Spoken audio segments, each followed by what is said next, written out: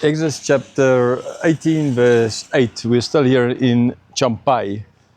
Beautiful mountains there in the back, and people building here. I don't think you'll see them, but that's not the important point. Right, so let's continue. Verse 8. Then Moses told his father-in-law all that the Lord had done to Pharaoh and to the Egyptians for Israel's sake, all the hardship that had come upon them in the way, and how the Lord had delivered them.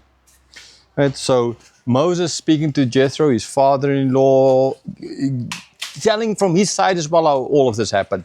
His father-in-law heard a lot, but now he is hearing from the man who was in charge of all of this, ultimately under guidance of God.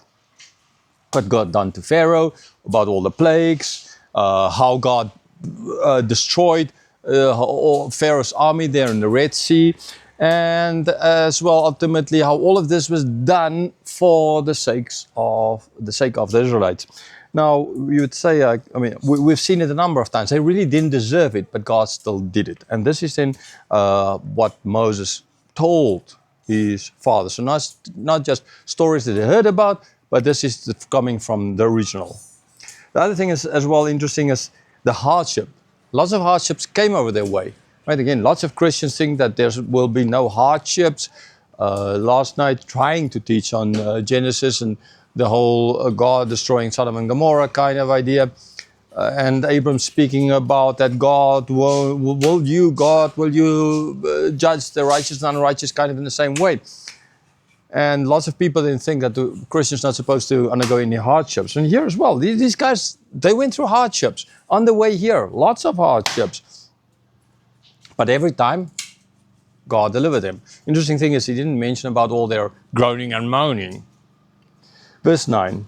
And Jethro rejoiced for all the good that the Lord had done to Israel, in that he had delivered them out of the hand of the Egyptians. So his answer or his reaction to that is joy, happiness, and all of this, and how God in God's doing.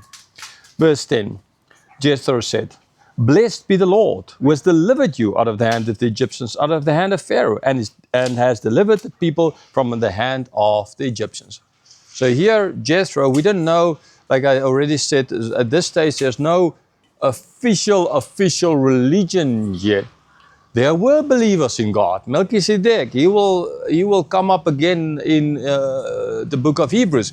So, and there were other believers. These people were not the only believers. And anyhow, even their faith has not been standardized, to put it like that, yet. There's no commandments, no structure yet to it. So you can't say that therefore Jethro was a worshipper of other god or gods or anything like that. It's not stated. But he blessed, right? He blessed, and he said, "Blessed be the Lord." When Jacob fled from Laban, right? Then God did not allow him to be blessed by. He actually kind of did, but he used a different name. So the fact that he is allowed to say even his word, "Blessed be the Lord, Yahweh," which at that stage again they did not have this name yet, right? I think points towards the fact that Jethro was a true worshipper of God. It's not the question that the church only started existing and people only were saved by grace through faith after Pentecost. No nonsense. Here as well, grace through faith, ultimately in God and God alone. So he speaking like blessing God for the work of God, the deliverance of God out of the hand of the Egyptians, out of the hand of the superpower of the day, out of the hand of Pharaoh, their leader, their God, one of them, and God could deliver them. Verse 11. Now I know that Lord is greater than all gods, because in this affair they dealt arrogantly with the people.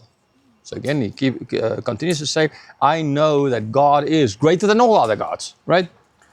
I'm adding the other here, but he just said all gods. If God is greater than all gods, then all the other gods, the same thing. And why were God justified in doing what he did is because they, that is Pharaoh, dealt arrogantly with the Israelites. They enslaved them, they then killed the children, they didn't give them the pay, what they were due.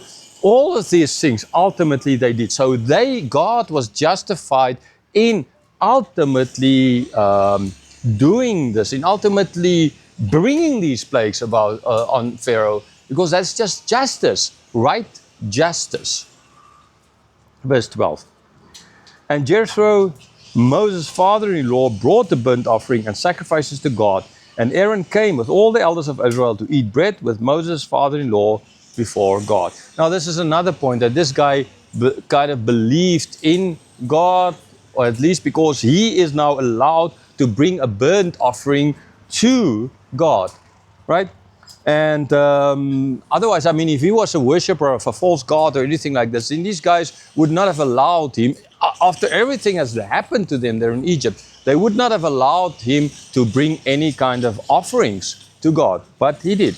And they allowed him. So that as well points to the fact that he, you know, there were people out there who were non-Hebrews before there was a state religion, to put it like that, right, who believed in God. So Aaron came, the elders came, and they all ultimately ate bread with Moses, his father-in-law. So the acceptance of this unifying that is happening here, peace that is happening here, there's a lot of things happening. Just the last thing I quickly want to say about verse 11 is the fact that this knowledge, oh man, the Gospel of John is full of no, right? But he knew now that God is above all of gods because of God, what God has done. So remember faith, and I said it a number of times in my other videos, faith is not blind. Faith is not like me jumping off here and this edge here and think, you know, there's going to be water underneath me. I mean, if it's high, then water's not going to save you. That's stupid. It's better to fall on the hard ground than, or at least in sand. But faith is not just that. Faith is based upon the character of God. This guy knew why. Because of the actions of God, because who God is. Right? That is as well an important point.